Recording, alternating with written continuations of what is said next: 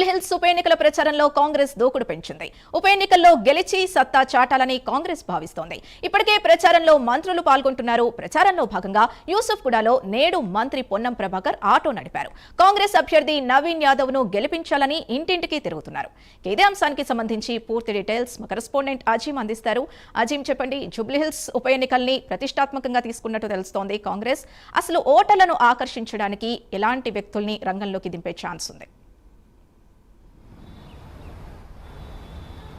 జూబ్లీహిల్స్ ఉప ఎన్నికల్లో కాంగ్రెస్ పార్టీ చాలా ప్రతిష్టంగా తీసుకుంది. ఖచ్చితంగా గెలవాలని చెప్పి కూడా ఏదైతే ఒక సంకల్పం ఉందో ఇప్పటికే ప్రచారం మొదలుపెట్టింది. అయితే జూబ్లీహిల్స్ ఉప ఎన్నికల్లో మనం ప్రచారం చూసుకుంటే అయితే అధికార కాంగ్రెస్ పార్టీ దూకుడు పెంచిందని చెప్పుకోవాలి. ఇప్పటికే 3 ఇన్ఛార్జ్ మంత్రులు, కార్పొరేషన్ చైర్మన్లను నియమించినటువంటి పార్టీ ఇప్పుడు ఏదైతే ఎన్నికల ప్రచారంలో భాగంగా మంత్రులు ఇప్పటికే మంత్రి సీతక్క, పొన్నం ప్రభాకర్ అయితే ప్రచారంలో ఇంటింటి గడప గడపకు వెళ్ళి కూడా దూసుకుపోతున్నారు. కాంగ్రెస్ పార్టీ అధికారంలో ఉంటే 200 యూనిట్లు, మహిళలకు ఉచిత కరెంటు, 500కే గ్యాస్, అలాగే సన్న బియ్యము, రేషన్ కార్డు ఇచ్చిన పథకాలన్నింటినీ కూడా ఏదైతే ప్రజల్లోకి గుర్తు చేసుకుంటూ వెళ్తున్నారు. కారుకి వేస్తే కన్నీరే మిగులుతాయి, కానీ కాంగ్రెస్కి వేస్తే పథకాలన్నీ కూడా మీ వరకు చేరువవుతాయి.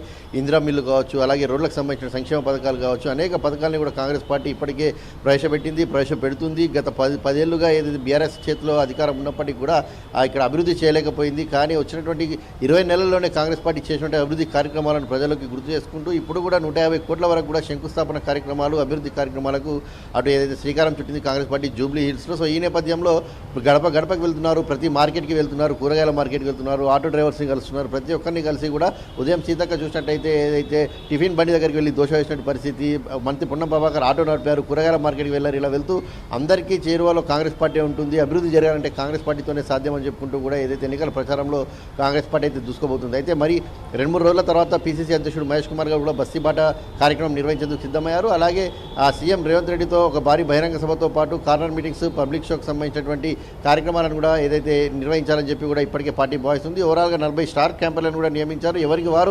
వారికి సంబంధించిన ప్రచారాన్ని ఇప్పటికే ముమ్మరం చేశారు. సో ఖచ్చితంగా గెలవాల్సినటువంటి సీటు కాబట్టి గెలిచి తీరుతామని చెప్పి కూడా చెప్తున్నారు. ఇది మెజారిటీ ఎంత అనేదే కావాల్సినటువంటి అంశం అని చెప్పి కూడా కాంగ్రెస్ పార్టీకి సంబంధించిన నేతలు అయితే మాట్లాడుకున్న పరిస్థితి మనకు కనిపిస్తుంది. సో మిగతా రాజకీయ పార్టీలు అంటే బీఆర్ఎస్ అటు సిట్టింగ్ స్థానమైనప్పటికీ, ఇటు బీజేపీ కేంద్రంలో అధికారం ఉన్నప్పటికీ కూడా కాంగ్రెస్ పార్టీ అయితే ఇప్పటికైతే ప్రచారంలో చాలా లోతుగా దూసుకుపోతుంది. ప్రతి ఇంటింటికి అయితే వెళ్ళి ప్రచారం చేస్తున్న పరిస్థితి మనకు అక్కడ కనిపిస్తుంది. Sindhu, right, thank you Azeem.